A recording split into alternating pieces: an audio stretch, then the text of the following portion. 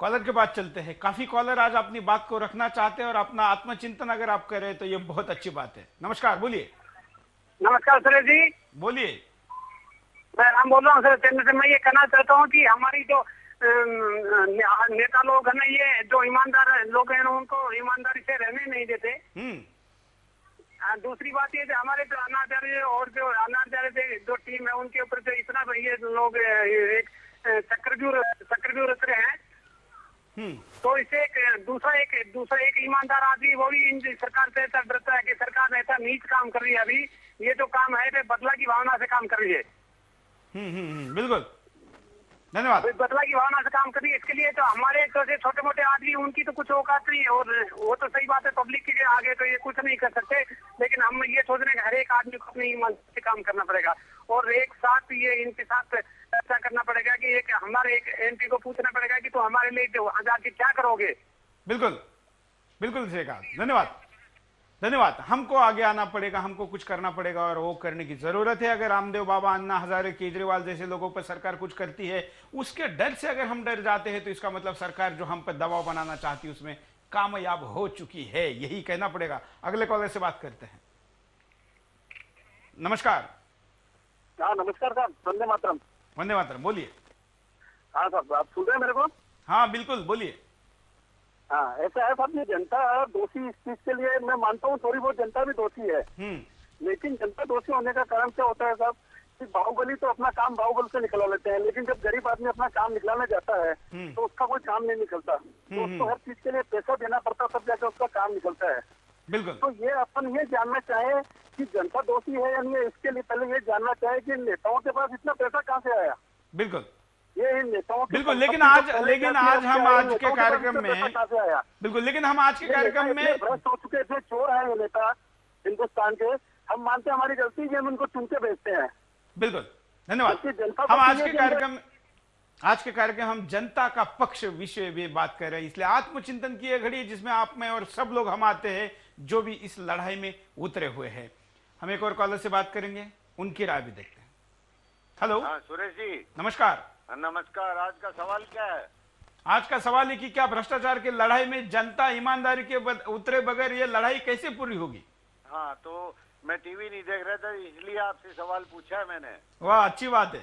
हाँ, तो ये है कि आज जो है ना भ्रष्टाचार के खिलाफ इतना जन आंदोलन हो गया है कि ये जो नेता लोग कुछ भी बोल रहे हैं। हाँ।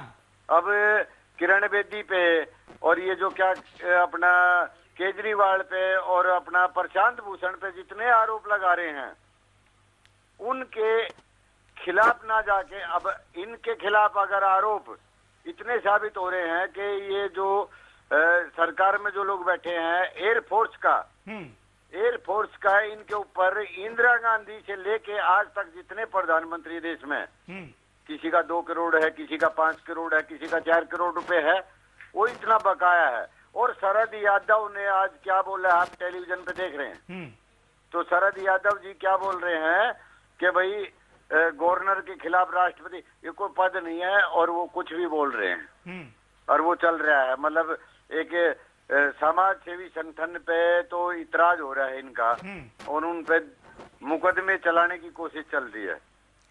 और बिल्कुल, धन्यवाद। हाँ। कई चीजें हैं, कई मुद्दे हैं और इन सब मुद्दों पर जाना पड़ेगा, देखना पड़ेगा, बहस करनी पड़ेगी और बहस का पूरा केंद्र होगा आत्मचिंतन। ये भी जरूरी है, इसलिए आज का एक कार्यक्रम है। कुछ गजेंद्र शायद कहना चाहते हैं। सोलंकी जी। बिल्कुल सही, जो कॉलर्स अपनी बात रख रहे हैं उसमें बहुत दम है, ऐसी बात नहीं है। लेकिन वही बात आ जाती है, एक कॉलर ने कहा था कि हम ऐसे लोगों को चुन के भेजते हैं, तो वो आत्मचिंतन की बात है जो ये कार्यक्रम का मूल विषय मैं ऐसा समझ रहा हूं सुरेश जी, कि ऐसे समय में जबकि चारों ओर भ्रष्टाचार के खिलाफ एक माहौल बना हुआ है, जनता में भी आंदोलित है, क्या इस आंदोलन को, इस विचार को, या जो कुछ भी माहौल बना हुआ है ये उस समय तक याद रख पाएंगे हम, या जनता देश की याद रख पाएगी कि हमारे साथ में ऐसा होता रहा है? लेकिन उस समय क्या आ जाता है कि हम या तो जातियों के नाम पर, पंथ संप्रदाय के नाम पर, या कहीं किसी लालचवश या किसी स्वार्थवश या कुछ ऐसे लोगों को चुन के भेज देते हैं, तो वो भी कहीं ना कहीं एक प्रकार का दोष है, क्योंकि लोकतंत्र में जनता की ताकत सबसे बड़ी होती है। बिल्कुल। और उसका जो मत है, मतदान का दिन जो होता है, वो निर्णायक दिन होता है।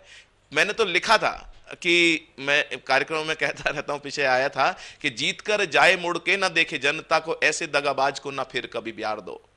जीत कर जाए मुड़ के ना देखे जनता को, ऐसे भाई साहब को ना फिर कभी प्यार दो। जन प्रतिनिधि जो भी निधि के बने गुलाम, कुर्सी से खींच श्रीमान को उतार दो। और 5 साल बाद जो भी वोट मांगने को आए, फूलों के ना हार डालो, उन्हें दुत्कार दो। और जौंक बन चूसते जो भोली जनता का, लहू मुंडन करा के उन्हें भेज हरिद्वार दो। तो यहां जनता का पक्ष यहां आ जाता है कि जब हम छोटी छोटी बातों को लेकर राजनेताओं को तो कोसते हैं, लेकिन जब अपना समय आता है तो कहीं हम खो जाते हैं उनकी बातों में। तो इन विषयों को लेकर ध्यान में रखना चाहिए कि आज जो कुछ बना हुआ है, स्वामी रामदेव जी हों, अन्ना हजारे जी हों, बाकी सभी लोग, भ्रष्टाचार के खिलाफ एक लड़ाई चल रही है पूरे देश में, पूरे समाज में एक जागृति आ रही है, और उस जागृति को बनाए रखना है। सबसे बड़ी बात यह है कि अभी चुनाव आ रहे हैं, चुनाव में ऐसे लोगों को चुनकर भेजें जिनकी छवि साफ सुथरी हो। और जनता का सबसे बड़ा कर्तव्य यह नहीं है कि आप केवल आंदोलन करके रह जाएं। सबसे बड़ी बात यह है कि जो जनप्रतिनिधियों को चुनकर भेज रहे हैं, क्योंकि राजनीति जो है शक्ति का केंद्र है, सत्ता जो है शक्ति का केंद्र है, वहीं से अगर जो सफाई होती है, दोनों तरीके से बात हो जाती है। बिल्कुल। क्योंकि सफाई जो होती है, जैसे मान लो सीढ़ी की सफाई करनी है तो ऊपर से करनी पड़ेगी आपको नीचे तक। बिल्कुल, तो ऊपर से करनी पड़ेगी, और लेकिन नीचे की जो सीढ़ी है उसको सफाई किए बगैर पूरे सीढ़ियों को साफ किया ऐसा हम नहीं कह सकते। इसलिए आखिर भी उतनी जरूरी है जितनी पहली जरूरी है। पूरी एक साथ हो, नहीं तो अगर सारी सीढ़ियां साफ हो जाएगी और आखिरी सीढ़ी गंदी रह जाएगी तो उसके ऊपर से जाने वाले पैर ऊपर गंदगी लेकर जाएंगे। इसलिए ये पायदान भी उतनी ही जरूरी है। हम देखते हैं वीडियो मेल हमारे दर्शक ने भेजा है, क्या कहता है। आप भी ऐसे वीडियो मेल भेज सकते हैं, देखिए।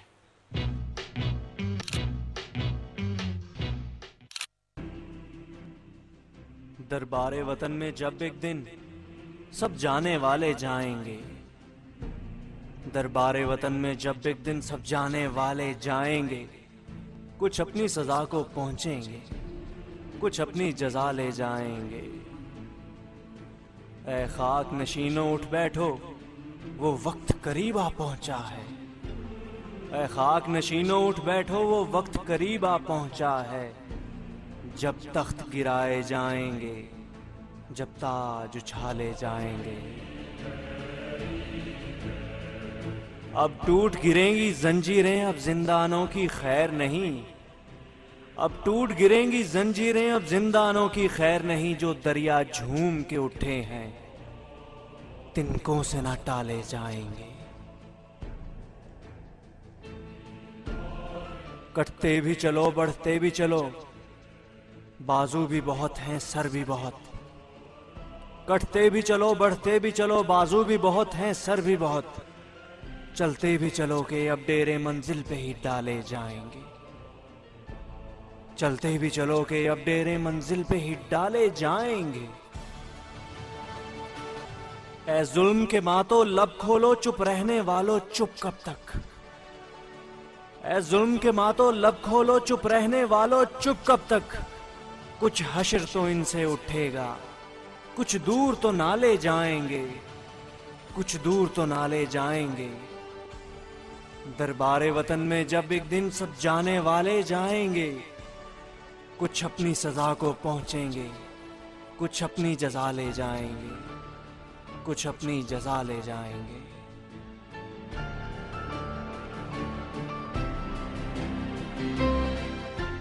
एक कॉलर के पास चलते हैं, उनकी प्रतिक्रिया लेते हैं, क्या कहना चाहते हैं।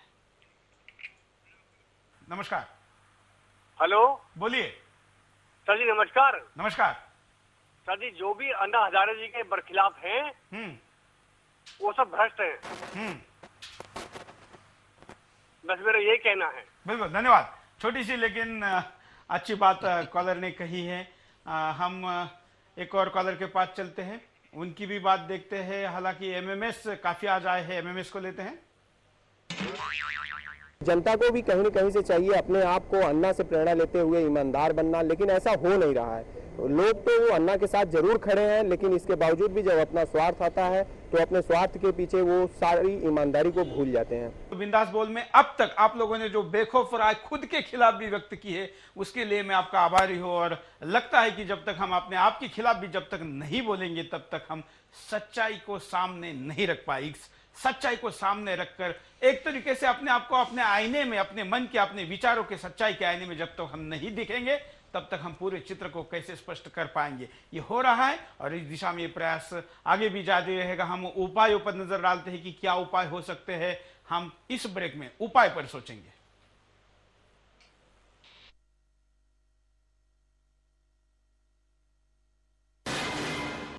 जनता अपने स्वार्थ की भावना छोड़े,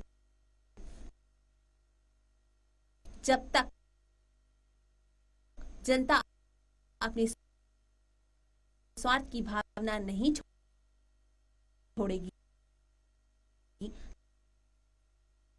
तब तक देश में भ्रष्टाचार बढ़ता रहेगा। इसलिए जनता अपने हित के साथ साथ दूसरों के हित की भी बात करे, क्योंकि यही उपाय है। हम तकनीकी कारणों से आपको उपाय पूरे नहीं दिखा पाएंगे, लेकिन हम प्रयास करेंगे कि कार्यक्रम के पहले इस पर जरूर जाए। सोलंकी जी के पास चलते हैं। सुरेश जी, पहले तो मैं आपको बधाई देना चाहता हूं कि बिंदास बोल के माध्यम से आपने जो ये सामयिक विषय होते हैं, बहुत ही ज्वलंत विषयों को आप जनता के मन तक पहुंचाते हैं।